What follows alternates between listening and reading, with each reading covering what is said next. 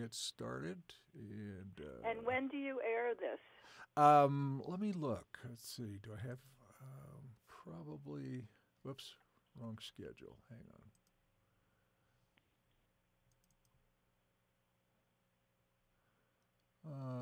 Probably it'll be next. I think next week, the 5th or the 7th, something like that. I'll let you know for sure. Oh, okay. Yeah. And I opened up my QuickBooks software instead. That was interesting. All right. All right, here we go. Make sure we're recording, and we are. And you are in Albany, New York, right? Right. In 5, 4. Oh, I'm sorry. Is your last name pronounced Perlin? Yes. Okay. In 5, 4, 3, 2, 1. Thanks, Ellen. This is David Brower with your 20-minute podcast. Our special guest from Albany, New York is Cindy Perlin.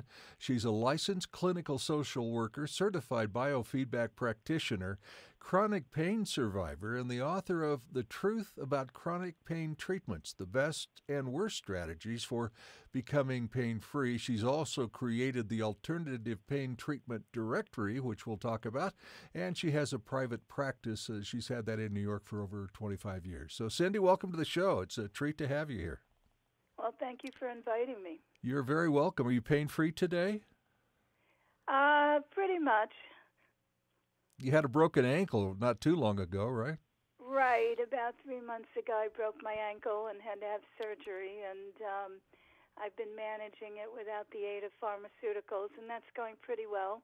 Good. And I'm almost back to normal. Well, good for you. That's sometimes it's a lot of people find it easier, I guess, just to take the opioids and head on down the road, and you are so well equipped to not do that, and obviously that's one of the skill sets that you have to help people through their pain, right? Right. You know, I usually work with people with chronic pain, but there's a place for my work with acute pain because that's often where people get in trouble with the opioids. Gotcha. They start with acute pain and go on from there. Yep, absolutely. So let's talk about chronic pain. What kind of examples of chronic pain do you work with more often than not? Well, a lot of people have back pain or widespread body pain called fibromyalgia, neck pain, joint pain. There's all kinds of ways to get pain. Complex regional pain syndrome, which starts with an injury to a limb and becomes pretty unbearable for the people who have it. So there's lots of different kinds of pain. And the chronic just means it goes on forever. Or it feels like that to them, in other words. Yeah, they say that chronic pain is anything that lasts more than about 3 months because the assumption is that tissue healing will occur during that time. Okay. So they call that chronic pain. But a lot of people mistake a diagnosis of chronic pain with, I'll never get rid of it, I'll always have it, and that's just not true. I think that, well, I know that's the assumption that I've had for many, many years, and I know a lot of people have as well. So let's talk about how that's not true. How do you help people manage that? Well, I think that what happens when people have chronic pain is they just haven't found the right treatment for their pain. Because, I've seen all kinds of pain reversed even after decades. You just have to get to the right thing. And the right thing could be physical therapy or chiropractic or acupuncture or some kind of mind-body treatment. It could be low-level laser therapy, which is a kind of light therapy. It could be nutrition. Most people don't understand that nutrition is critical to staying healthy, including staying out of chronic pain. Wow. That makes sense to me. I never thought about that before. I mean, the staying healthy piece, for sure, you hear that a lot, but to have that be a part of chronic pain is, that's interesting. I don't know that a lot of people would know that piece. Well, the American diet is very pro-inflammatory. It actually causes inflammation in the body. Mm-hmm. And also there's a role for nutritional deficiencies. Like the majority of Americans are vitamin D deficient. Right. And magnesium deficient. And either of those deficiencies can cause chronic pain. So You are skilled in so many areas. How do you help people decide, what might be the best way for them to be treated for their chronic pain? Is it a trial and error thing, or does your expertise allow you to, through interviews and conversations and examinations and those kinds of things, kind of narrow it down?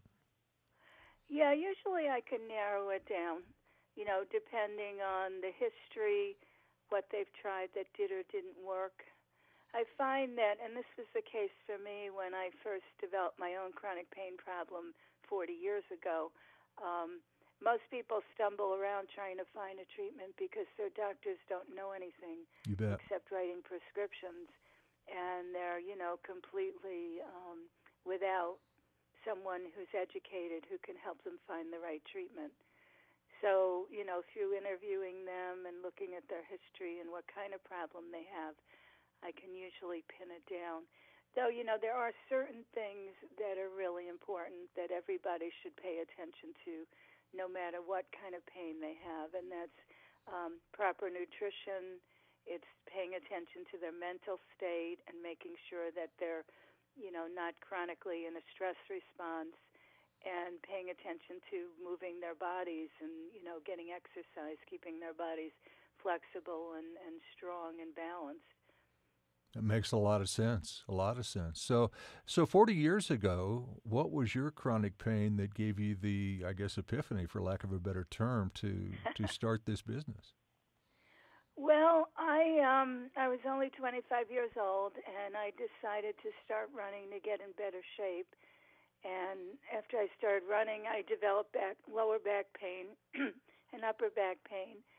And I went to the doctor, and the doctor said, stop running. So I did, but everything I did seemed to make the pain worse. Oh, wow. Even the back exercises that the doctor gave me to do.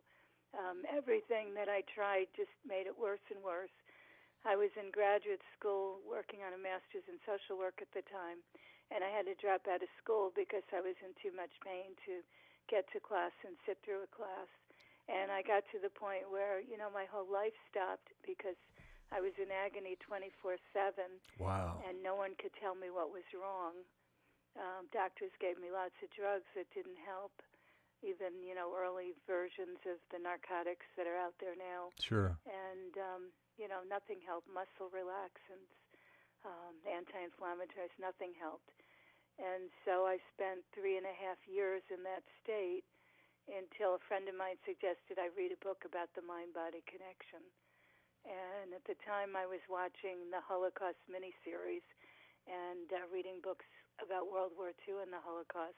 And I didn't understand why I was depressed and why my body hurt. So that was a real revelation to me. And they mentioned biofeedback in the book.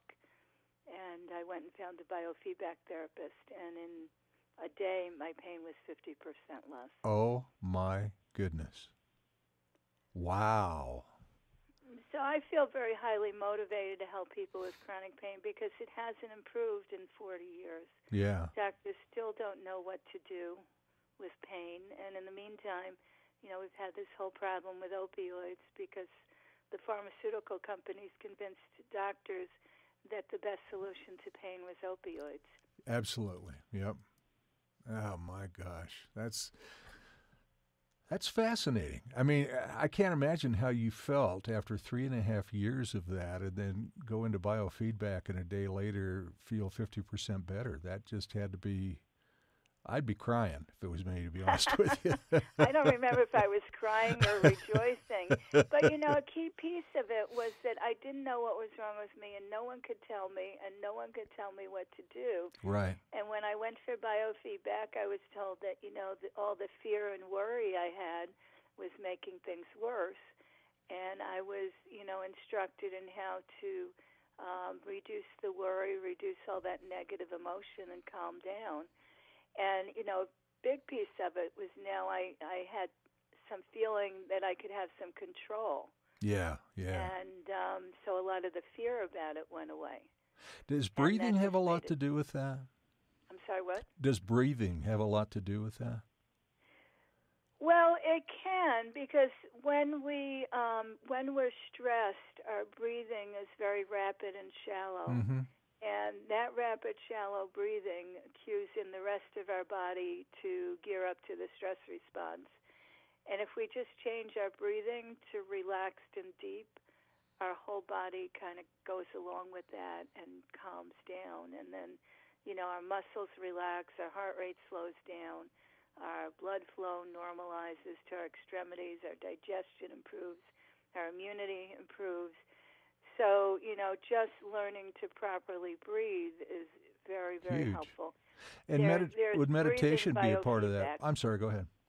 Oh, Breathing there's biofeedback? a type of biofeedback called heart rate variability training where you breathe at a certain pattern that normalizes your heart rate and synchronizes your breathing with your heart rate, and that calms the whole body. Wow. We do a thing. I do a chair yoga class once a week, and I'm just not flexible enough for real yoga and Pilates and all that kind of stuff. But I love chair yoga, and one of the things that we do at the end is breathing, and we do stretching and all that. But the breathing I find so fascinating and so easy to do, and so now I do those exercises every day, whether I'm having that class or not, and between that and meditation, sometimes I feel like I'm doing pretty okay for an old guy, Yeah, I mean, taking what I call a stress break and relaxing is really important for your body, because otherwise, you could just gear up more and more and more into stress, and it really affects your body and your health. And even if you just take a few minutes to de-stress, it makes a huge difference. Boy, I can attest to that. So some of the stuff you offer, biofeedback, we've talked about that, neurofeedback, stress management, relaxation training, rapid trauma resolution techniques. Tell me about that. Okay, so this is really important because when people have had some kind of trauma, and it could be a one-time trauma like a bad car accident, or it could be chronic childhood trauma, you grew up in an abusive family.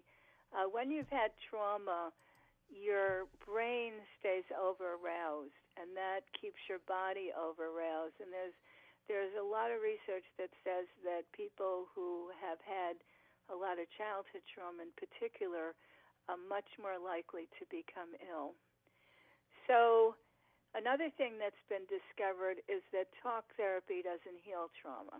Talk therapy can help you understand trauma and why you feel the way that you do, but it doesn't get you past the trauma.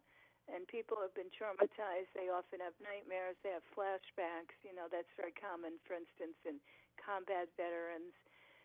So, what seems to help is getting at the nonverbal level, which is where the trauma is stored. When we're endangered, our right brain activates to get us out of danger, and our left brain goes offline, as one researcher termed it. And you have to calm that right brain, and there's some techniques that have been developed. One of them is energy psychology, or they also call it tapping therapy. It's usually done by tapping various points in the body. Another is called EMDR for now I'm forgetting we'll what come back to it. EMDR stands for.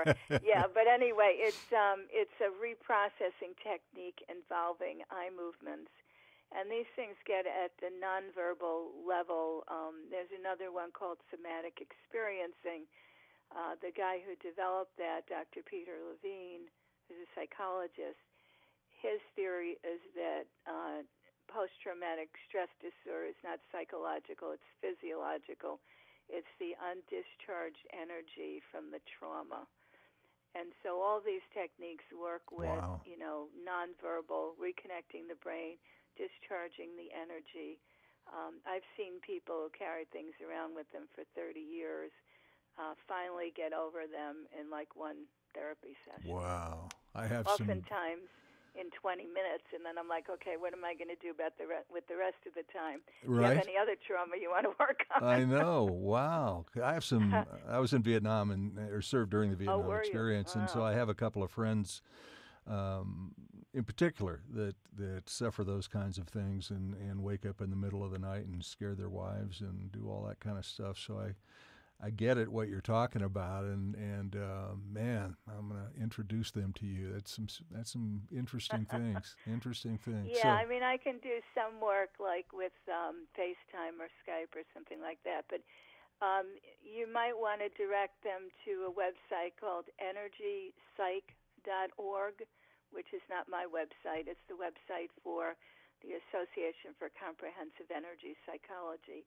Okay. And they list practitioners trained in this technique, and you can search by area.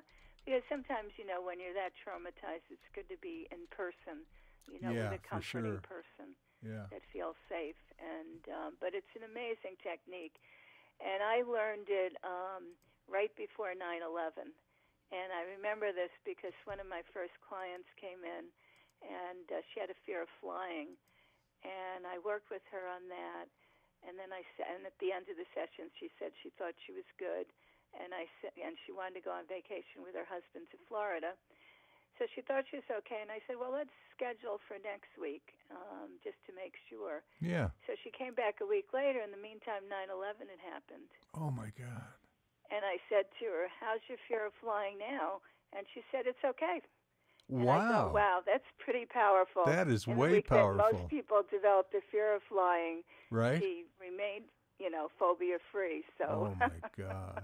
Well, we've only got that is amazing. We've only got a couple of minutes left. I want to talk about the alternative pain treatment directory that you created. That looks very interesting, and where you could browse by different categories from energy healing and electrical stimulation therapies and biofeedback and all those kinds of things. How did this come together? Well, this was an outgrowth of my book, The Truth About Chronic Pain Treatments. I wanted someplace, again, where people could go who didn't know what to do about their pain. Mm-hmm. So the website is paintreatmentdirectory.com, and it has informational articles. It has products, including products you've never heard of that are pretty amazing. And it also has practitioners that you could search by location they all do alternative pain treatments. None of them are pharmaceutical oriented. They're all doing, mind-body therapies, nutrition, massage, physical therapy, acupuncture. Many of them do multiple things or have practices with multiple providers.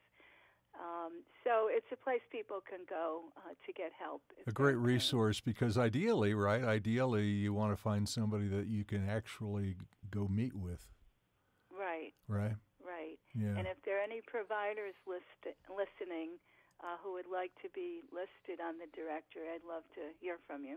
Very cool. Very cool. I'm just looking at your book on Amazon, The Truth About Chronic Pain Treatments, the Best and Worst Strategies for Becoming Pain-Free. It's available on Amazon, and Kindle, hardcover, paperback, used, new, it's all there. And so be sure to check that out. Is it available in other places as well? I believe it's on barnesandnoble.com, or any bookstore can order it for you. And if people have questions, want to reach out to you, is it best to go through your peakmindbody.com website? Well, that's my practice website. Okay. So if they're local to me, if they're near the Albany area, that would be the website. Or if they just like to know more about what I do as a clinician, that's a good website. But the paintreatmentdirectory.com also has my contact information. It has my book as one of the products. There's a contact form, so people can get in touch with me that way. I also do phone consults, hour-long phone consults when people don't know what to do next. Nice. I can, do what I do in my office in terms of going through their history and their condition and their treatment, and make some recommendations. How fascinating. This has been an incredibly fast 20 minutes because it's been filled with so much information, and I've thoroughly enjoyed talking with you and learning so much. I hope people reach out to you and visit the paintreatmentdirectory.com. And as you said, if you're a provider, just click on For Providers, and there's a provider listing there. You can submit a product listing for review, and of course, tons of providers and places to look for all kinds of issues, from mind-body medicine to psychotherapy to stem cell therapy even. So this is just really, really fascinating stuff, Cindy. I can't thank you enough for being on the show today. Well, you're welcome. It's been a pleasure talking to you. That's great. Thank you. That was really fun. I'm looking forward to getting that on the air. Well, good. So what's your website that you do the podcast on? It's davidbrowervo.com. I'm a voice actor by profession. And then there's a link on there for my podcasts. So it's David Brower. David Brower, Brower, David Brower, V as in voice, O as in over, voiceover.com. Oh, okay. And there's a dot between Brower and VO. There's not. Just a dot between VO and com. Oh, okay. All right, well, I'll look it up. Okay, cool. I'll check out your other broadcasts. Well, thank you so much for my pleasure. Inviting me. You bet. My pleasure. Really enjoyed it. Have a great rest of your week, and have a wonderful New Year as well. Oh, thank you. You too. Okay, bye. Bye-bye.